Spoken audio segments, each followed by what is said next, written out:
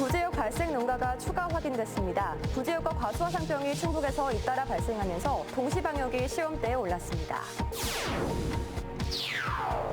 노동자와 사용자, 지방정부가 함께하는 충북 노사정 용선대회가 열렸습니다. 노사가 충북 발전에 힘을 모으기로 한 의미 있는 자리였습니다.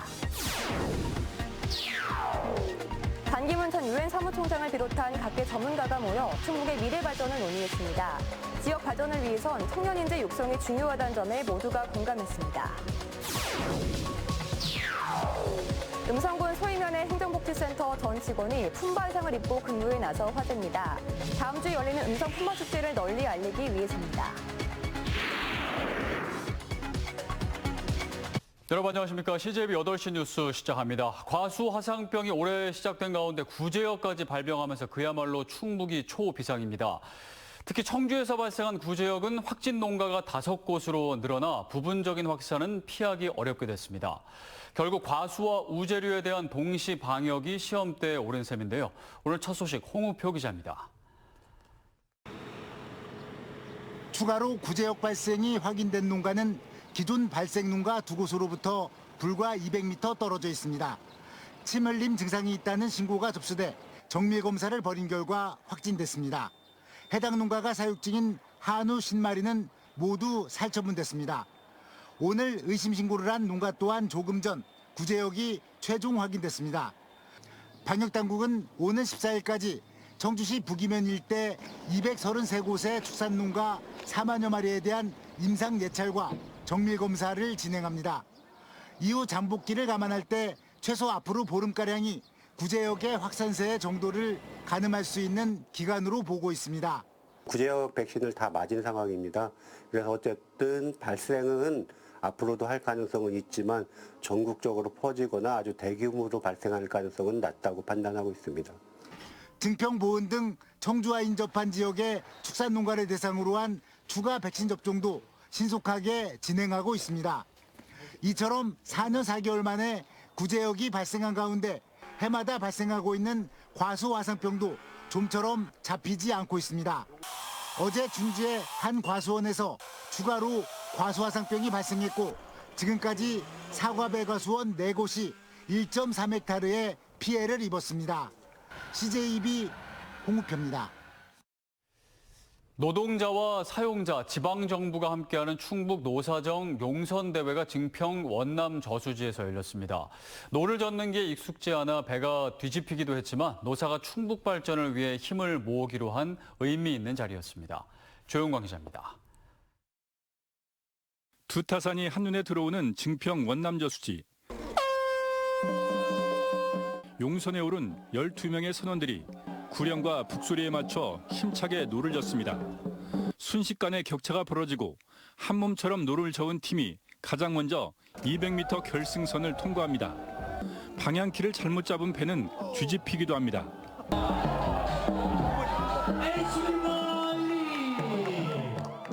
올해 첫 충북 노사정 용선 대회에는 16개 팀이 참가했습니다.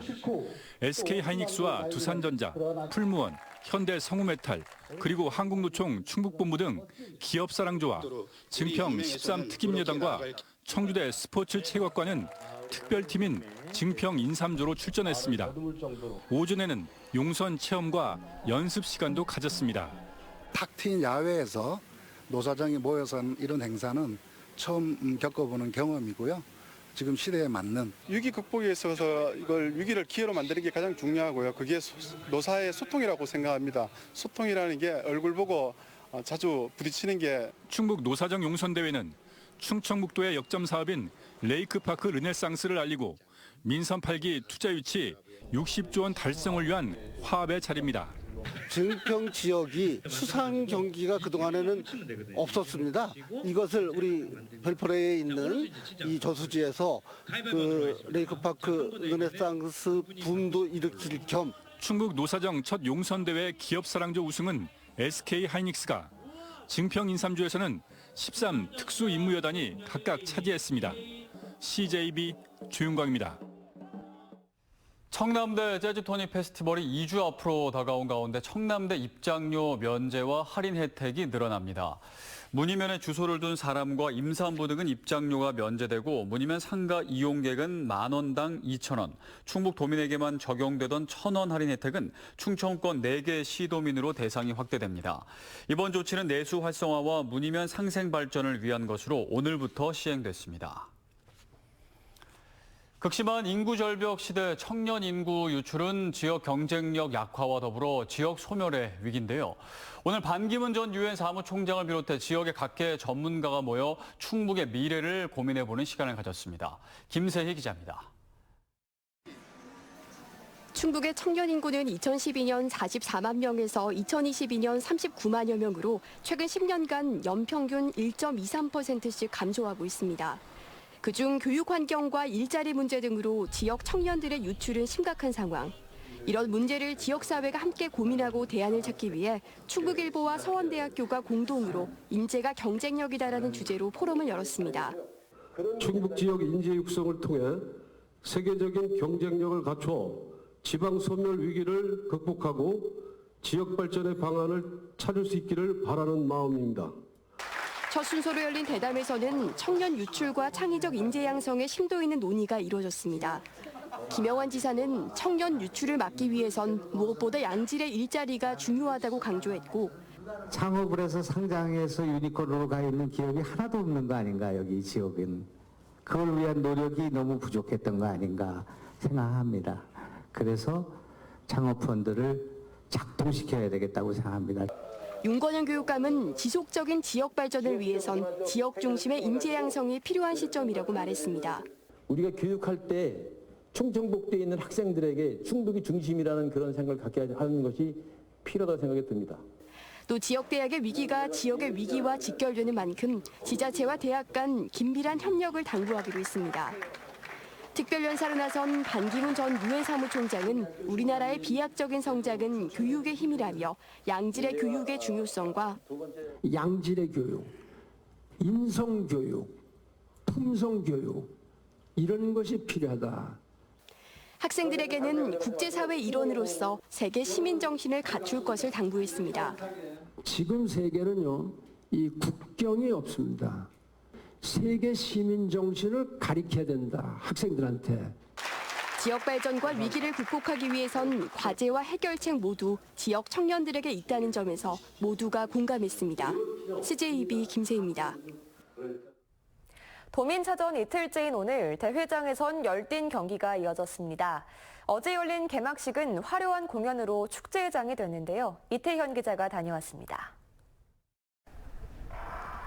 영동 군민운동장에서 열린 육상 여자 100m 결승전.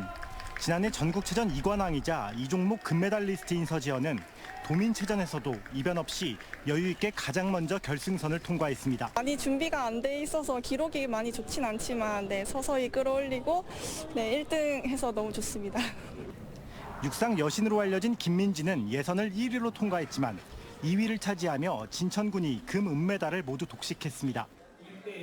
경기장마다 선수들과 응원에 나선 가족, 관중들로 붐볐습니다.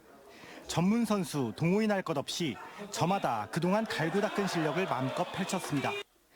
2014년부터 종합 우승을 달성해온 청주시가 올해도 지금까지 가장 많은 점수를 획득했고 음성군과 진천군이 뒤를 이은 가운데 대회 개최주인 영동군은 5위를 달리고 있습니다. 한편 어제 열린 개막식은 축제의 장이었습니다. 300대에 들어오는 영동을 상징하는 국악과 와인을 밤하늘 위에 그려냈고 국악 LED 미디어 퍼포먼스도 관객들의 환호를 받았습니다. 성공적인 체전으로 영동군의 위상과 군민의 자존심을 드높이는 기회로 삼겠습니다.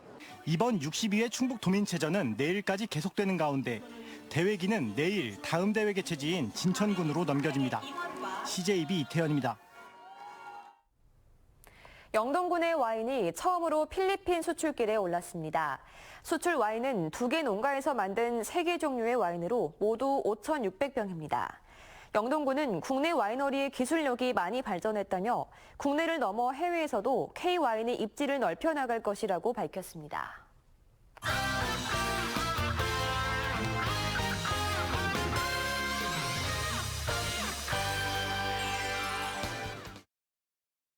한 주의 세종 지역 이슈를 정리해드립니다. 주간 세종 이슈 더 세종입니다. 첫 번째 키워드는 내년부터 출퇴근 시간 버스 요금 무료화입니다. 세종시가 지속적인 인구 증가와 도로 구조상 한계를 극복하고 대중교통 중심의 교통체계로 혁신하기 위해 대중교통 무료화를 추진해오고 있는데요. 이에 대한 첫 단계로 내년부터 출퇴근 시간대 무료 버스 시범 운영에 들어갑니다. 승차 시각 기준으로 첫 차부터 아침 9시, 오후 6시부터 8시까지로 무료화 시범 운영을 통해 차량 정체 완화 효과 등을 검증하고 2025년부터는 전면 무료화의 방침입니다. 버스 요금 무료화는 시민들이 지급한 버스 요금을 지역 화폐인 여민전으로 환급하는 방식으로 대중교통 이용 촉진은 물론 지역 경제 활성화에도 도움이 될 것으로 보입니다. 적용 대상은 세종시에서 승하차한 세종시민으로 시외버스와 고속버스, 도심형 수요 응답형 버스인 셔클을 제외한 전 버스 노선인데요. 대중교통 무료화 정책으로 도심 교통정체 해소와 지역경제 활성화라는 두 마리 토끼를 모두 잡을 수 있을지 관심이 모아지고 있습니다. 두 번째 키워드, 남녀 공무원 통합 당직제입니다. 세종시가 이번 달부터 남녀 공무원 통합 당직제를 전면 시행한다고 밝혔습니다. 그동안 여성 공무원은 주말과 공휴일 오전 9시부터 오후 6시까지만 근무했고 남성 공무원은 매일 오후 6시부터 다음날 오전 9시까지 숙직 근무를 해왔는데요. 하지만 여성 공무원의 비율이 올해 3월 48.8%까지 늘어나면서 남녀 직원 간 당직 근무 주기가 7개월 이상으로 벌어지는 현상이 나타났습니다. 세종시는 이런 문제를 해결하기 위해 찬반 설문조사를 통해 통합당직제를 운영하기로 했는데 여성 공무원도 남성 공무원과 동일하게 동성 2인으로 편성된 숙직 근무에 들어가게 됩니다. 남녀 평등이 사회적 문제로 대두되고 있는 상황에서 통합당직제가 공직사회의 양성평등 문화 조성에 기여할 것으로 보입니다. 마지막 키워드는 무상급식 분담률 5대5 최종 합의입니다. 세종시와 세종시 교육청이 2026년까지 시행되는 무상급식 분담률에 최종 합의했습니다. 무상급식 식품비에선 각각 204억 원씩 5대5로 부담하기로 했고 식품비 외 세종지역 우수 농산물을 추가로 지원하는 금액은 세종시가 부담하기로 했습니다. 운영비와 인건비는 세종시 교육청에서 전액 부담하기로 했는데요. 지난해 11월부터 분담률을 두고 양기관이 팽팽한 신경전을 펼쳐왔는데 시의회에선 중재안을 가지고 나오고 시민단체에선 이와 관련된 기자회견을 여는 등 난항을 겪어왔습니다. 하지만 이번 합의를 통해 학생들에겐 지역의 우수한 농산물을 제공하고 지역 농가는 안정적인 공급망을 확보했다는 측면에서 급식의 질과 지역경제 활성화까지 모두 확보했다는 평가를 받고 있습니다. 지금까지 주간 세종 이슈 더 세종이었습니다. 음성군 소이면의 행정복지센터 전 직원이 품바 의상을 입고 근무에 나서 화제입니다. 다음 주에 열리는 음성 품바 축제를 널리 알리기 위해서라는데요. 반응이 뜨겁습니다. 이윤영 기자가 만나봤습니다. 형형색색 품바 의상을 입은 공무원들이 업무에 열중입니다. 알록달록 머리띠까지 두르고 각종 민원 처리는 물론 어르신들께는 맞춤형 상담까지. 음성군 소이면 행정복지센터 전 직원이 품바 의상을 입고 근무에 나선 겁니다. 마을 어르신들은 어린 시절 추억 속 품바 의상에 어깨춤이 절로 납니다. 연애왔던 각서들이 죽지도 않고 또 왔네. 어르신을 잘한다. 저 품바 축제 옷 입은 걸 보니까 옛날에 버릿고개 생각이 나요. 아유 너무 좋지요. 진짜 어깨춤이 절로 나오지요. 이 개성 넘치는 디자인과 명랑한 로고들은 모두 직원들의 아이디어입니다. 다음 주 17일 개최되는 음성군 최대 축제인 품바 축제를 널리 알리기 위해서입니다. 음성군의 그 대표 축제이자 또 충청북도 그 최우수 축제인 그 우리 음성 품바 축제를 외지에서 오는 민원인들한테 알리고 또 더 나아가서는 그 문화관광 축제에 선정될 수 있도록 그렇게 또 도움을 주고 또 홍보하고자 해서 그런 마음으로 다 이렇게 있게 됐습니다. 처음엔 조금 부끄럽기도 했지만 민원인들이 기뻐하시니 힘이 절로 납니다. 네, 그 민원인분들이 다 옷 어떻게 입냐고 너무 예쁘다고 해주셔갖고 저희도 입고 하는 보람이 있는 것 같습니다. 음성군은 소이면을 시작으로 군청 민원부서를 비롯해 모든 행정복지센터에서 품바 축제가 끝날 때까지 품바 의상을 입고 근무에 나설 계획입니다. 음성 품바 축제 놀러 오세요. CJB 이윤영입니다.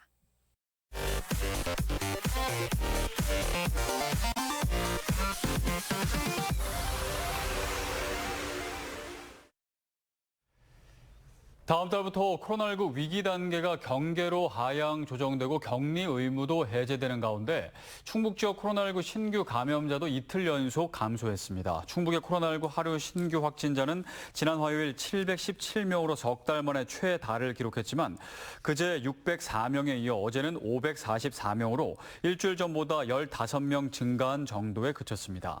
하지만 최근 확진자가 늘면서 재택 치료자는 3,000명에 육박하고 있고 주간 감염 재생산 지수는 1.08로 기준인 1을 웃돌고 있습니다.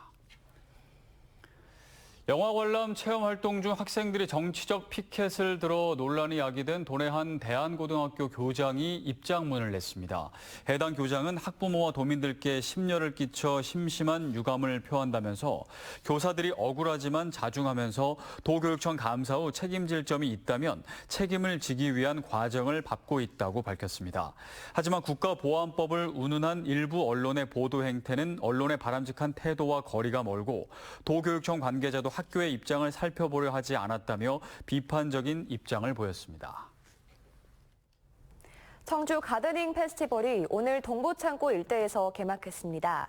오는 15일까지 이어지는 가드닝 페스티벌은 작가 정원 5개, 기업 참여 정원 1개, 시민 참여 정원 12개로 꾸며져 다양한 정원 형태를 관람할 수 있습니다. 이번에 전시되는 정원은 행사가 끝난 이후에도 현장에 존치됩니다. 오늘 오전 청주 현도면의 한 도로에서 25톤 화물차와 덤프트럭이 충돌했습니다. 사고 충격으로 화물차가 옆으로 넘어지면서 인근 차로에 있던 차량을 덮치며 한 명이 부상을 입었습니다. 또 화물차 적재함에 실려있던 병맥주가 쏟아지면서 일대 도로가 한동안 통제됐습니다. 한편 이에 앞서 새벽 5시 10분쯤에는 청주 낭성면의 한 도로에서 SUV 차량 2대가 충돌해 50대 운전자가 숨졌습니다. 경찰은 사고 원인을 조사하고 있습니다.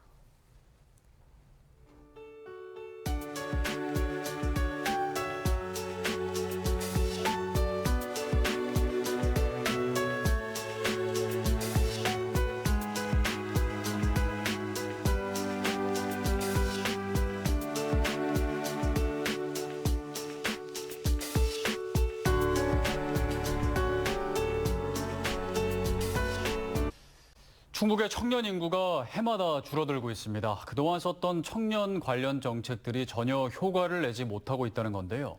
청년 정책을 지역을 위해 만들기보다 청년을 중심에 놓고 청년의 미래를 위해서 정책들을 세워나가는 사고의 전환이 필요합니다. CJB 8시 뉴스를 모두 마칩니다. 함께해 주신 여러분 고맙습니다.